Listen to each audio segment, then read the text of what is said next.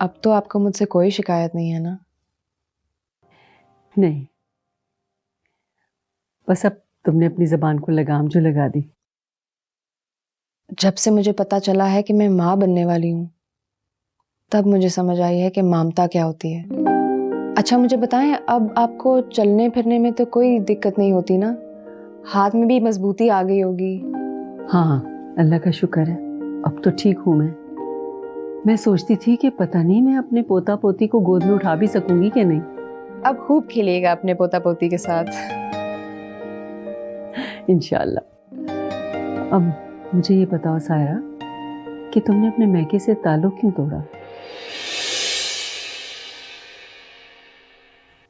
वो आपको मेरी अम्मी की हैसियत से मसला था तो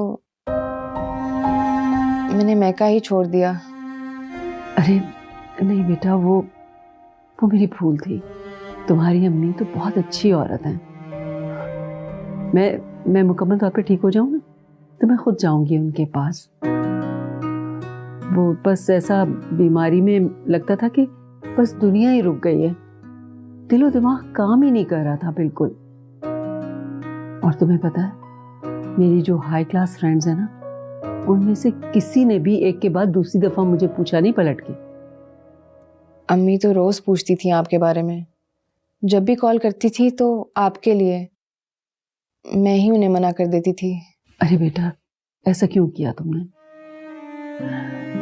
बस अब तो मुझे बेचैनी से इंतजार है कि मेरे पोता पोती आ जाएं। एक आइडिया है, आपकी जिंदगी बीमारी की वजह से यूं रुक सी गई थी, तो क्यों ना हम जैद की शादी कर दें?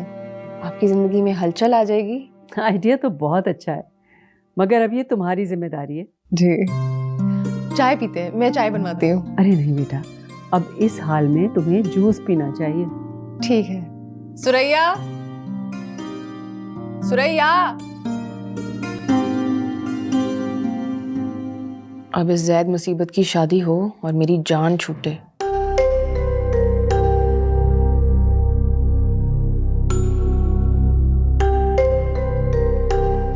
मामा, ये मेरी शादी की बात कहाँ से आ गई अचानक से? मुझे शादी नहीं करनी। ये सायरा का आइडिया था और हम दोनों ने मिलकर लड़की भी पसंद कर ली है। तुम्हारे बाबा के दोस्त की बेटी है निदा। ये लो तस्वीर देखो।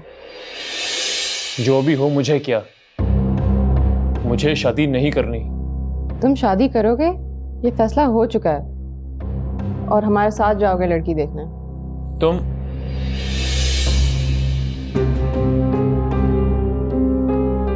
आप होती कौन है मेरी जिंदगी का फैसला करने वाली?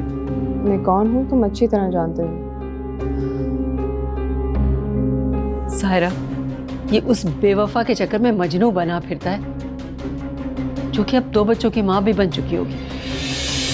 उसके माँ बनने पे मुझे कोई फर्क नहीं पड़ता। तुम शादी करोगे, ये फैसला हो चुका है, ये तुम समझ लो अब। और मेरा फैसला क्या है आप जानती हैं। तुम एक बार अपनी मनमानी कर चुके हो ना। मैंने तो सुना है तुम्हें वो लड़की तलाश करके चली गई थी।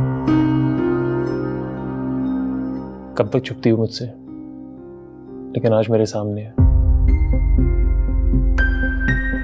क्या मतलब? मतलब ये कि वो मेरी नजर से दूर नहीं है। अब तुम कुछ भी कहो जैद, तुम्हारी शादी का फैसला हमने कर लिया है। अभी मंगनी और सायरा की डिलीवरी के बाद शादी। मामा, मैं अब प्लीज घर छोड़ने की धमकी मत देना, मैं किचन देख लूं।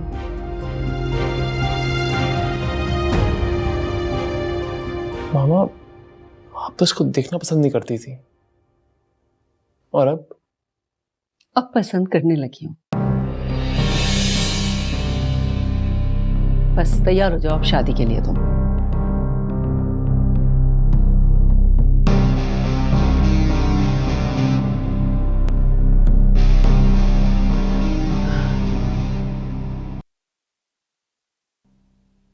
जी बैठो। अकबर, एक तो आपकी दोस्ती का मामला है, और फिर मैं निदा के लिए हाँ कर चुकी हूँ, मगर अब ये जैद इनकार कर रहा है। क्या कह रही है माँ? बाबा, मामा और भाब, मेरा मतलब है कि आपकी बड़ी बहू ने मिलकर किस तरह मेरी शादी की बात तय कर ली। भाभी कहते हुए तुम्हारी जुबान क्यों रुकी है? कोई रिश्ता नहीं है तुम्हारा सायरा से? मसला क्या है तुम्हारा? तो फिर क्यों कर रही हैं वो मेरी लाइफ में इंटरफेयर? क्योंकि बड़ी भाभी है तुम्हारी। आखिर तुम्हें उससे दुश्मनी किस बात की है? कभी मुझे उसके खिलाफ भड़काते हो, उसे मेरे खिलाफ भड़काते हो। एक मिनट, तुम अपने भाई को उसकी बीवी के खिलाफ भड़काते हो? गलत बात कर रहे हैं ये। झूठ बोल रहा हूं मैं। ओहो, हर वक्त तुम्हें सायरा से शिकायतें ही रहती हैं। मसला क्या है तुम्हारा ज़ैद? मसला ये है इसका कि इसकी महबूबा किसी और की दुल्हन बनकर चली गई ना, इसको नसीब नहीं हुई, और अब मुझे और सायरा को कुछ देर तक तकलीफ होती है इसे। कैसी बातें कर रहे हो तुम दोनों? तुम लोगों को कोई लिहाज नहीं है कि तुम्हारे माँ बाप सामने बैठे हुए हैं? और तुम, अगर तुम जिससे पसंद करते हो उसकी शादी हो गई है तो इसमें हमारा क्या कसूर है? अगर तुम शादी करना चाहते हो तो सारा जैसी कोई भी लड़की ले आओ, हम हाँ कर देंगे। ठीक है बाबा, लाऊंगा। हाथ थाम कर आप सबके सामने लेकर आऊंगा और देखूंगा कि आप लोग अपनी बातें कितने पक्के हैं। ज़ैद, क्या हो गया तुम्हें? ये किस लहजे में बात कर रहे हो तुम बाप से? ज़ैद, मोहब्बत की नाकामी ने इसे दीवाना बनाती और बदतमीज भी। हाजरा बेगम, आज के बाद जैद की शादी का जिक्र इस घर में नहीं होगा। वो जिससे चाहता है शादी कर ले, लेकिन उसकी शादी का जिक्र अब नहीं होगा।